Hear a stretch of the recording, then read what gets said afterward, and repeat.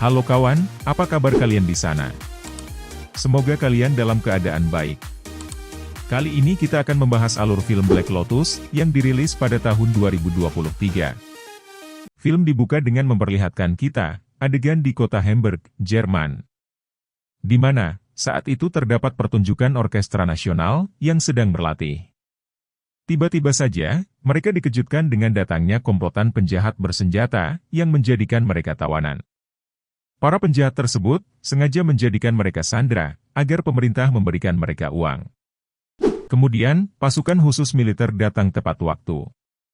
Pemimpin pasukan menyusun strategi untuk melumpuhkan musuh dan menyelamatkan para sandera. Namun, salah satu pasukan militer bernama Matteo, yang melihat anggota orkestra ditembak mati di depan matanya, malah mengabaikan perintah John untuk tidak gegabah. Lalu terjadilah aksi baku tembak di antara mereka. Akhirnya, pasukan khusus militer berhasil melumpuhkan para komplotan penjahat.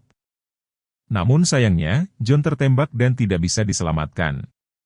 Adegan beralih ke 5 tahun kemudian, di Rumania. Setelah kematian John, Matteo mengundurkan diri dari dunia militer. Kini Matteo bekerja serabutan, sebagai tukang pemotong kayu. Ia merasa sangat diliputi rasa bersalah terhadap kematian John. Jika ia tidak gegabah, mungkin John bisa tetap hidup. Diketahui, jika Matteo dan John bersahabat sudah bertahun-tahun lamanya, dan mereka juga telah bersama-sama menghadapi berbagai rintangan. Sekarang Matteo sebatang kara, dirinya sudah menganggap John dan istrinya yang bernama Helena sebagai sebuah keluarga. Merasa sudah lama dalam keterpurukan, Matteo memberanikan diri untuk mendatangi rumah Helena yang berada di Amsterdam. Sesampainya di rumah Helena, dirinya menyambut Matteo dengan hangat. Ia juga menyuruh Matteo agar tinggal beberapa hari di rumahnya, karena ia tahu jika Matteo belum mempunyai tempat tinggal. Di kota tersebut, Helena juga menceritakan jika ia kini sudah kembali hidup bahagia, bersama anak dari John yang bernama Anggi, dan suami barunya bernama Paul. Di tempat lain, Gabriel adalah pemimpin dari sindikat pemeras dan pembunuh internasional. Saban mendatangi kantor Paul, untuk menanyakan kemana hilangnya secara tiba-tiba uang 15 juta euro, yang ia investasikan pada Paul. Kemudian Paul dengan paniknya, mencoba meminta waktu untuk mencari tahu penyebabnya. Kembali kepada Matteo, kini kehidupan yang ia jalani hanya berlari di pagi hari. Lalu membuat rumah anjing, dan bermain bersama Anggi, layaknya seperti ayah dan anak. Kembali ke Saban, dirinya yang sudah hilang kesabaran terhadap Paul, menyuruh Ber dan Lo untuk menculik Anggi, anak angkat Paul. Sedangkan Paul, yang berada di kantornya seketika panik, setelah menerima telepon dari Saban. Dia tahu, jika Saban pasti akan bertindak melukai keluarganya. Seketika Paul mengambil gawainya, dan menelpon Roman untuk meminta perlindungan terhadap keluarga kecilnya. Namun yang tidak Paul ketahui, bahwa Roman telah tewas mengenaskan, ia digantung secara terbalik di jembatan. Saat ini, Interpol sedang menyelidiki kasus kematian Roman, yang mengarah pada Gabriel. Kembali ke rumah Helena, di malam itu adalah pesta malam pizza. Lantas Paul menelepon, mengabari Helena untuk pulang terlambat, dan tidak bisa mengikuti pesta pizza bersamanya. Tanpa Paul, Helena, Matteo, dan Anggi pergi membeli pizza. Tapi tiba-tiba ketika mereka akan berjalan pulang, Matteo dipukul dari arah belakang oleh komplotan Saban, hingga terjadilah aksi baku hantam di antara mereka. Sialnya Matteo kalah, Anggi pun dibawa kabur oleh komplotan tersebut. Tak tinggal diam saja, Matteo bangkit dan mengejar mobil komplotan Saban. Dengan sekuat tenaga, Matteo mengayuh sepeda yang sembarang ia ambil. Aksi kejar-kejaran di jalanan pun terjadi. Paul yang mendengar kabar tentang penculikan anak angkatnya, tentu tahu itu ulah siapa. Kembali pada Matteo, yang tanpa lelah mengejar komplotan Saban. Melihat ada jembatan penghubung jalan, Matteo turun dari sepedanya, dan loncat tepat di atap mobil salah satu komplotan itu. Dengan brutal, Matteo menarik satu persatu komplotan Saban, agar keluar dari mobil. Namun si supir, malah sengaja menabrakkan mobilnya ke mobil yang berlawanan arah, yang mengakibatkan Matteo terjatuh, serta dirinya pun pingsan. Dalam pingsannya, Matteo bermimpi tentang masa lalunya bersama John. Saat berlatih tinju, John serta Helena telah menganggapnya sebagai keluarga. Singkat cerita, Matteo terbangun dalam keadaan tangan terborgol pada penyangga kasur rumah sakit. Di luar ruangan, sudah ada Helena, Paul, serta agen Shira dan agen Fisher. Kedua Interpol itu yang akan menangani kasus penculikan Anggi. Mereka juga sudah mengetahui jika Anggi diculik oleh komplotan Saban. Sedangkan Matteo bersusah payah berjalan, sembari mendorong kasur rumah sakit untuk keluar ruangan. Agen Fisher pun terpaksa membukakan borgol tersebut. Kini kedua Interpol menuding Matteo yang telah mencari urusan dengan salah satu komplotan tersebut. Matteo yang tidak tahu itu menyangkal tuduhan tersebut. Kemudian dirinya pergi meninggalkan rumah sakit, tanpa mereka sadari ada salah satu anak buah Saban yang memata-matai kediaman Helena.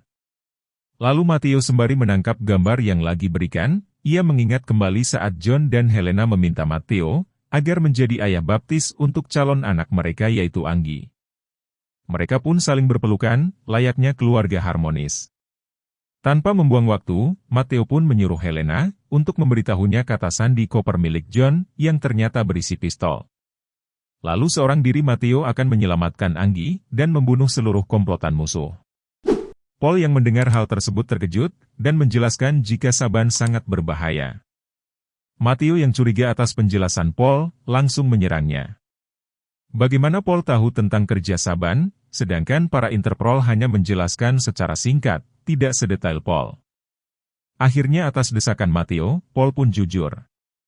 Jika dibalik insiden penculikan Anggi, berawal dari ulahnya yang mencuri 15 juta euro milik Saban, dan mereka menginginkan uang tersebut kembali. Matteo pun menyuruh Paul menelepon Saban, untuk melakukan pertukaran uang yang Paul curi dengan Anggi. Untungnya Saban menyetujuinya, walaupun Saban tahu mau kembali berbohong terhadapnya. Dan pertukaran akan dilakukan di tempat konstruksi Weston. Di lain tempat, agen Bear secara mengintai kediaman Helena. Interpol curiga jika roman Saban dan penculikan Anggi ada kaitannya. Dan ternyata tebakan mereka benar, Paul mengirimi pesan suara pada ponsel Roman, yang tak sengaja dibuka oleh agen Shira. Pesan suara tersebut berisi, Paul yang meminta perlindungan padanya terhadap Saban. Sialnya pengintaian Fisher diketahui oleh Matteo. Matteo dengan menodongkan pisau pada kepala agen Fisher, menyuruhnya untuk segera keluar dari mobilnya. Dengan mengendarai mobil agen Fisher, Matteo bergegas pergi ke lokasi yang telah disepakati. Helena yang lihat agen Fisher seperti orang kebingungan, menawarkannya segelas kopi dan bersantai terlebih dahulu di rumahnya. Sedangkan Paul sibuk memasukkan tumpukan uang ke dalam tas besarnya, ia berencana akan kabur dari kota itu sebelum Gabriel Saban membunuhnya. Tanpa mereka sadari anak buah Saban telah menyusup masuk, dan menjadikan Helena sebagai tawanan. Hingga terjadilah aksi baku hantam di antara agen Fisher dan Law. Anak buah Saban tak main-main kelincahannya, sehingga membuat agen Fisher terluka parah, dan telah melihat agen Fisher sudah tak berdaya. Lalu Paul yang melihat kejadian itu, bukannya membantu ia malah bergegas pergi meninggalkan Helena, dan agen Fisher yang sekarat. Namun yang tidak Paul sadari, ternyata Law sudah berada di dalam mobilnya. Begitu Paul masuk ke dalam mobil, dengan membawa tas besar yang berisi uang tersebut. Law langsung menggorok leher Paul hingga tewas seketika. Beralih ke tempat konstruksi, Matteo dikepung oleh komplotan Saban dengan dipimpin oleh Jeb. Ia menyuruh Matteo untuk menyerahkan tas besar yang ia bawa, namun mereka sendiri mengingkari perjanjian untuk membawa Anggi. Tanpa perlawanan, Matteo menyerahkan tas tersebut dan dia menyuruh anak buahnya untuk membunuh Matteo. Di saat Jeb akan mengecek isi dalam tas, ia baru menyadari jika tas itu berisi bom bukanlah uang.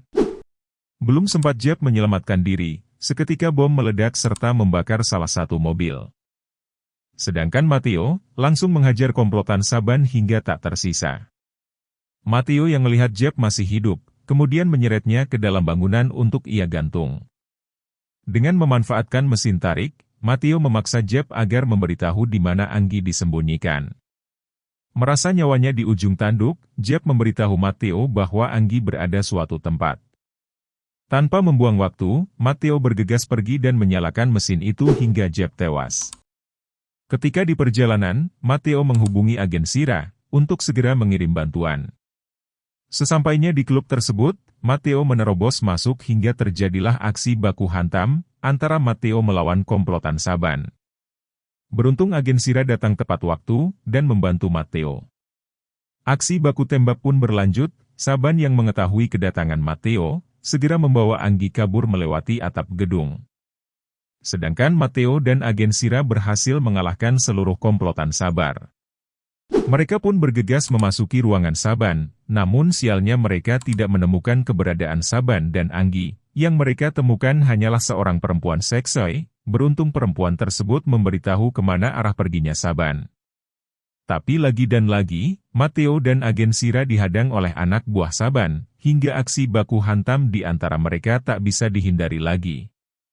Di akhir pertarungannya, Matteo dan agen Shira berhasil melumpuhkan Berdanlo. Matteo pun meminta agen Shira untuk tetap tinggal menjaga mayat mereka. Dan ia sendiri yang akan menyelamatkan Anggi, dengan berlumuran darah Matteo sekuat tenaga berjalan mencari Saban. Beruntung ia menemukannya di tengah jalan kota. Saban yang merasa terancam langsung mengacungkan pistol pada kepala Anggi. Jika Matteo bergerak sedikit saja, maka ia akan menembak Anggi. Namun tiba-tiba di tengah ketegangan, Anggi menggigit lengan Saban. Dan Saban pun refleks menembakkan pistolnya ke arah Matteo. Tak tinggal diam saja, Matteo juga melemparkan pisaunya ke arah Saban, tepat mengenai jantungnya hingga Saban tewas seketika. Kini, Matteo berhasil menyelamatkan Anggi dari komplotan penjahat internasional. Meskipun Matteo harus mempertaruhkan nyawanya. Di akhir film, Helena dan Anggi kembali hidup bahagia tanpa Paul. Sedangkan Matteo berlayar seorang diri untuk mencari jati dirinya kembali. Dan film pun akhirnya selesai. So kawan, gimana ceritanya? Pasti seru kan? Itulah cerita dari film Black Lotus. Sampai bertemu di video selanjutnya. Bye-bye.